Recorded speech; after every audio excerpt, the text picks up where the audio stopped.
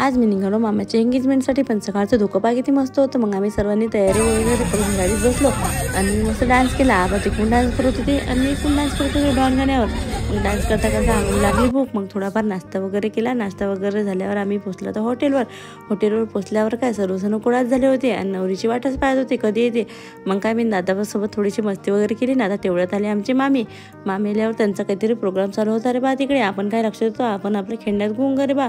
मग आता मामी आणि मामाची एंट्री झाली रे बा। आमचे मामा तर स्मार्ट आहेच, पण आम्हाला मामी पण मस्त स्मार्ट भेटली रे बा। आता होते रिंग सेरेमनी आणि मामाने घेतली रिंग घेतल्यावर काय मामा खाली बसले। मग ते फोटोग्राफर डायरेक्ट मामाला चिपकले, पहिले फोटो काढू द्या म्हणे। मग फोटो वगैरे काढणं झालं, मामानं घातली रिंग आणि मग काय दिले हातात बुके वगैरे। मग आता आलो मी वरती आल्यावर काय मी डायरेक्ट खाली जाऊन बसलो, कारण की मला मामाजवळ जायचं नव्हतं, मला जायचं होतं खाली खेळायसाठी। मग आईनं जबरदस्ती मला वरती आणलं होतं, मग मामाजवळ दिलं, म्हटलं नाही मला जायचं आहे खाली।